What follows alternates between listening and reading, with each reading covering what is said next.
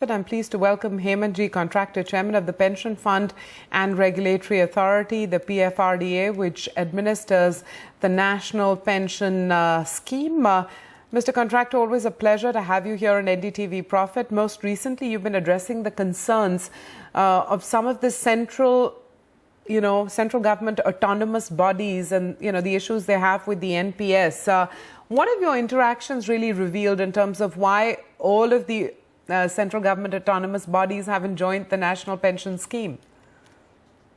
Well, we have a lot of central autonomous bodies who have already joined, but there are still a few, couple of hundred in fact, which have yet to join. So we wanted to understand the reasons why there's been some delay on their part in joining NPS. Because, the government notification was very clear that all those central autonomous bodies, the new employees joining central autonomous bodies from 1/1/2004 had to mandatorily become members of NPS. So we were wondering why this was not happening in the case of some of the CABs. So today, we had a lot of discussions around that. There are some genuine issues, and there are some, some information needs which were which had to be clarified and all, things like that. So we've sorted out a lot of the issues, and hopefully in the days and months ahead, we'll be able to get all the remaining CABs also on board. Fair enough. Well, it certainly helps, because what's been making the news in recent weeks is the fact that the NPS today is offering double-digit returns. It's delivering double-digit returns. What do the numbers look like? I wanted to hear it directly from you.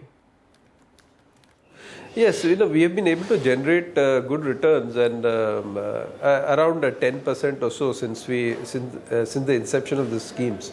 And that's been good, and it's a little above what the market earns. So yeah, the performance has been good in terms of the returns that the schemes have been able to generate. So you made the comparison, which is why I'm going to capitalize on it. The returns that the NPS is offering versus what the market offers, or something, what is safe and considered an easy option for retail investors, which is mutual funds. Now, I know this is an unfair question, but, when comparisons are made between the NPS and the mutual fund returns, what do you have to say? Well, these two are two different schemes, Mutual funds are basically investment products, and they are there for short term. Most of them are short term in nature. Some are medium, and now one or two long term mutual funds have also come up.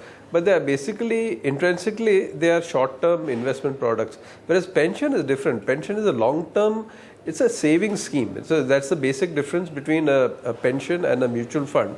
A mutual fund is an investment product, whereas a pension fund is a savings scheme, long-term savings scheme, essentially meant for providing income to people in their old age. So the two cannot be compared. Our investment horizons are also very different from those of mutual funds, and obviously the returns would also be varying between mutual funds and pension funds. So it's like comparing apples to oranges. So it's not really a valid comparison there. But it's almost inevitable that comparison is made, particularly when people are looking at returns. We've talked about this in the past as well in our interactions, sir, but this is always a work in progress. What are the most recent initiatives that you've taken so that it's easier for people to get on board the national pension scheme? Yes. In fact, we have made it much easier for people to join NPS. And one of the major initiatives that we took last year was this e-NPS that we rolled out. It's an online platform on which a new subscriber can join NPS if he has an Aadhaar card or if he has a PAN card and a bank account. So if he has an Aadhaar card, then the process of joining is very, very quick. In fact, in 10 minutes, a person can join NPS. And similarly, if he has an Aadhaar card, the process of onboarding is very fast. So this has generated very good response.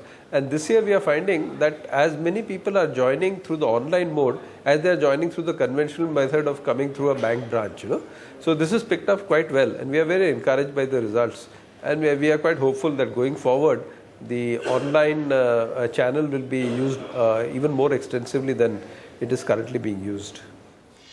So correct me if I've got it wrong, but I believe now individual advisors will also be allowed, to register people for the NPS, and that's another sort of, making it easier for people to get on board? Yes. We have just issued the regulation regarding appointment of retirement advisors. Of course, the process has to start now. So this will also be a very valuable, addition to the NPS stakeholder apparatus, because these people are basically, they'll be trained in retirement pension products, and they'll be able to educate people about the need to save for pensions and bring them on board NPS. So we hope to, have access to many more people through this, through the medium of retirement advisors that will be rolling out now. Which is what leads me to my, question on what the subscriber base and the assets under management for the NPS really look like today, here and now, and what are the goals that you've set for this fiscal? Well, as things stand today, we have now 1 crore and 31 lakh subscribers in NPS in the various schemes put together. And the amount that we are currently managing is 137,000 crores. So, and it's been going up by about 40-45% on an annual basis, and we would expect the same kind of growth this year as well. So about 40-45% increase in the both the subscriber base as well as the amount under management. I'm going to leave it at that, Mr. Contractor. Always value your time here on NDTV Profit. Thank you for joining us. My pleasure. Thank you.